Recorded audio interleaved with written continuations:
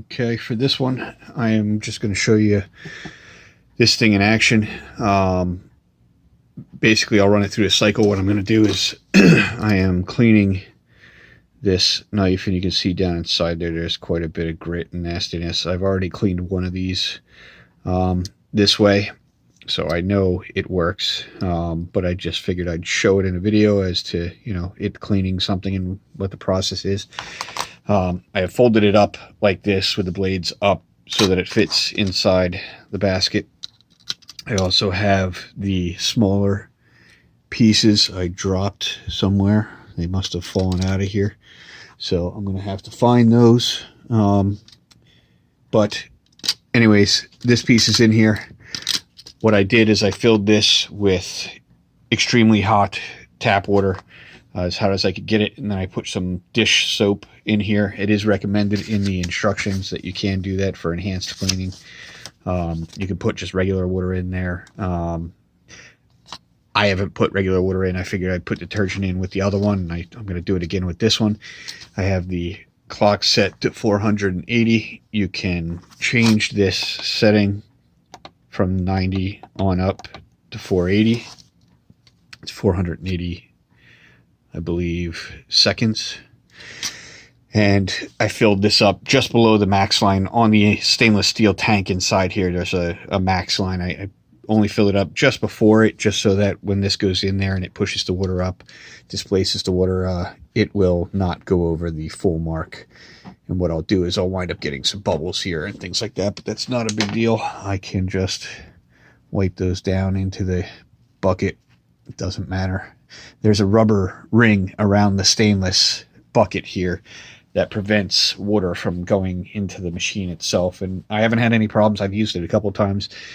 So far, I haven't detected any water getting inside the thing. When you dump it out, you have to go over top of that rubber seal anyways. You're pouring it over it. So again, I haven't had any issues with it. The only discoloration here is because I left this plastic film that covers this thing on there. Basically, all you do is drop the lid, hit on, and that's how much sound it makes.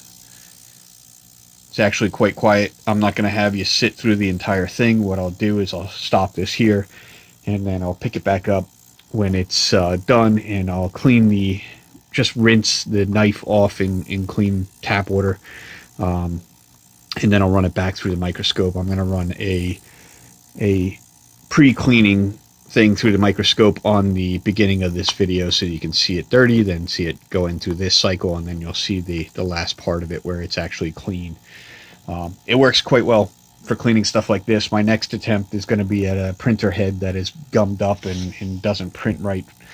Supposedly these things are good for that stuff. This operates at 42,000 megahertz, I believe. But you know, the higher you go, apparently 42,000 hertz.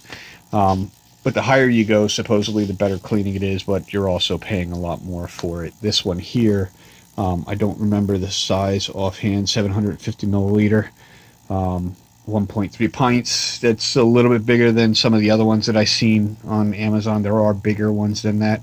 You can see I can barely fit that Swiss Army knife in there. You can't really get much bigger than that. I mean, you can. It does say in the instructions that you can leave the lid open and have the item kind of sticking out if that's the way you need to do it. So I don't see an issue with that either. It's not much louder when I put the lid up. What I'll do is I'll shut up here for a second. And you can hear that there's a difference in the sound. It's not very loud at all. You can barely hear it. But yeah, I'll stop it here, and then we'll pick it back up in just a little bit. Okay, so I'm back. We've got it cleaned. I don't know that you will be able to see all that much from here, but like I said, after this video here, I will add a little piece in that goes through and shows you the inside of this thing with the microscope. It's definitely much cleaner. What I've done is I just took it out of the basket, rinsed it under the faucet to get the soap and stuff off of it, and then dried it for the most part with a paper towel. It's still a little damp here and there, and I'll make sure to completely dry it out with a heat gun before I re-oil it and put it back together. I did find the tweezers and the toothpick while the thing was running, so I threw those in there as well, and that cleaned up quite well as well. You know, it's clean inside. Same thing with the toothpick, which I don't use all that often. I don't think I've ever picked my teeth with this thing, but I do use the pliers quite a bit, or the tweezers quite a bit. But it's pretty easy with this thing. All I did, you know, I took it upstairs, I cleaned, you know, pulled the basket out, rinsed the knife inside the basket, and then I just dumped the inside of the tray out into the sink and then rinsed it a couple of times with some water. Here you can see the max line. It's on both sides here. They tell you not to fill it up past that line, probably because this rubber gasket here is what you have to worry about. That's sealing the housing from the stainless steel dish here.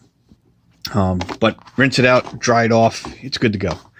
Nice and clean. I don't have the other small baskets down here, but there's a basket for like a watch band to keep the actual watch above the water and the band in the water.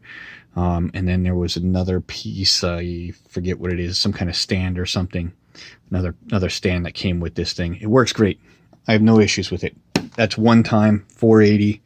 You can run this thing. The instructions tell you that, you know, if you really need a deep cleaning, you know, run it through a couple of times with water changes.